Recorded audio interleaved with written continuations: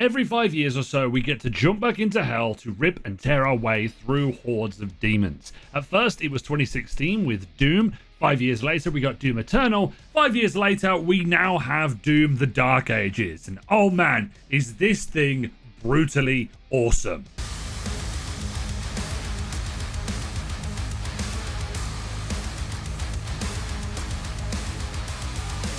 id Software has managed to shake up the Doom formula not once, not twice, but 3 times here with Doom the Dark Ages and bring something completely different to the table. We need to start putting some respect on their name because literally 2016, banger. Doom Eternal, banger. Doom the Dark Ages, banger. What impresses me the most about id Software is their ability to change every approach with these new Doom games. They aren't happy with keeping the core gameplay the same, it's experimented on with each new entry to the franchise. If Doom 2016 was about running and gunning, and Doom Eternal was about verticality and gun variety, then Doom the Dark Ages is all about standing in the face of everything and giving the finger to every single demon.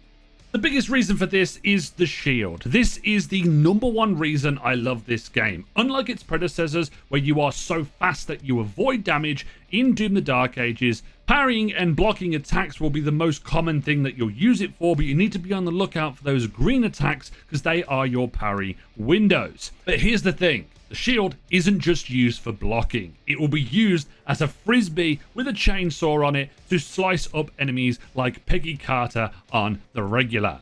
Then we take the pot that we already have stirring and throw in some melee combat because this time melee is a fully fledged feature that has its own mechanic. In this case, we have a flail or even a power fist and then a really cool weapon that we get later on in the game, so I'm not going to spoil that, but we have a goddamn flail in Doom now. These 2 elements are great when you consider the game also has its array of weaponry as well.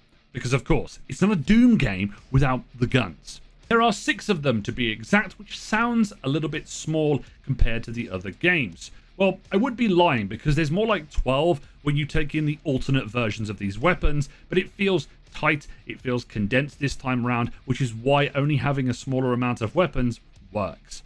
Every single weapon in the game looks and sounds incredible, especially the iconic super shotgun, which feels even more brutal than ever.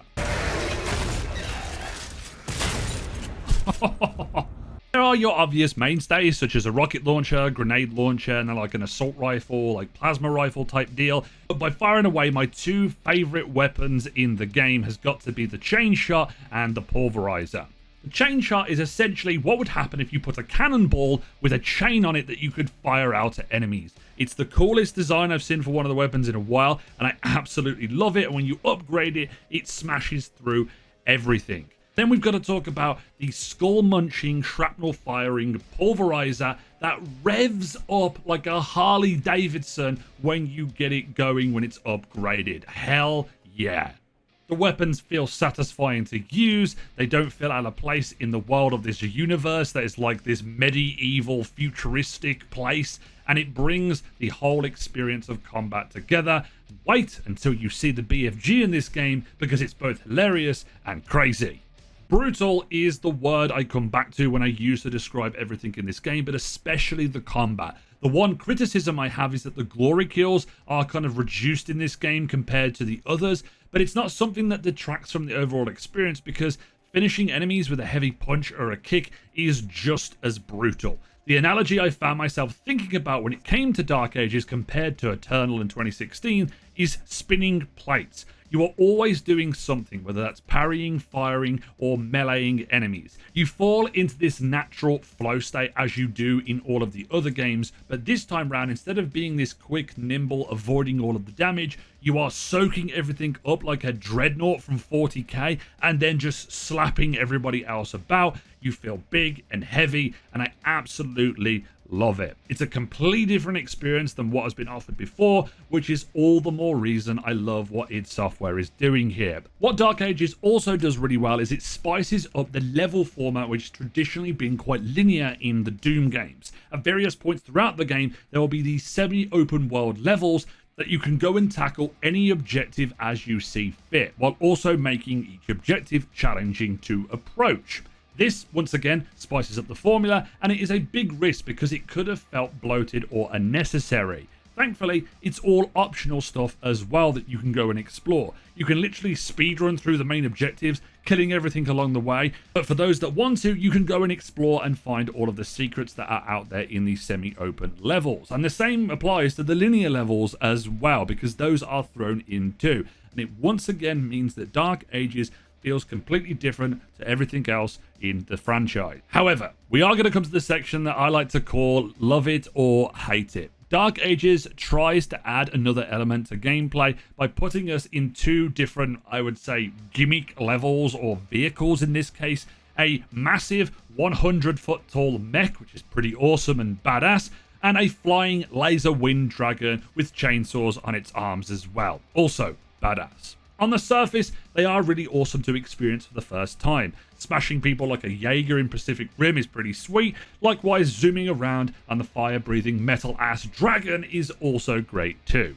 Unfortunately, this can get old and stale after the initial first play, and the coolness factor kind of wears off a bit, and you're essentially button mashing with the mech, dodging with the dragon. Didn't really evolve throughout the game, which was a little bit disappointing. So if you play this section of the game, you will either love these or hate them by the end. I respect it though. id Software took a risk to try and add new elements to Doom, but it didn't land for me. But I'd rather them try new things and experiment with the franchise on certain parts of it and stick to the same old, this is what works, don't change it formula that we've come to expect from modern AAA. I haven't even mentioned the story here because if I'm being really honest, and I mean really, really honest, who plays Doom for the story? Like, come on, be honest. Like, I'm looking at you right now. Come on, tell me, are you really interested in Doom's story or destroying demons in the most gory way possible? If you are either, let me know down in the comment section. Completely forgot to mention, even in my script, that the engine in this game is phenomenal. I experienced no frame drops in my entire time playing. It ran smooth as butter. There's loads of amazing graphical things going on in the background, such as mechs and demons fighting each other, these massive battles that are going on in the background as well, and there was no problem whatsoever. Yes, I understand that you need a ray trace graphics card to be able to make this work, which is a lot of people's complaints especially, but I don't know how this is running on console and other PCs, but for me, it ran flawlessly, and the way this game looks, especially in the id engine, is phenomenal. I have to give them credit because there's some wizardry going on here. The last piece of criticism that I have for Dark Ages before the video is out is an obvious one, which is simply the music doesn't quite hit the same.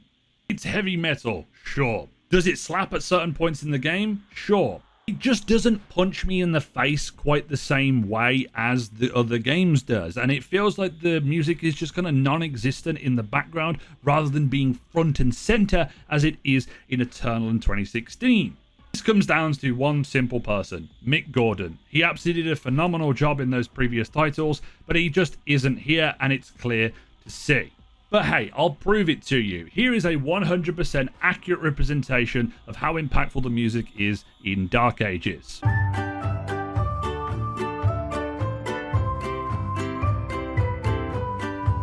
And here is Dark Ages with Mick Gordon doing the music instead.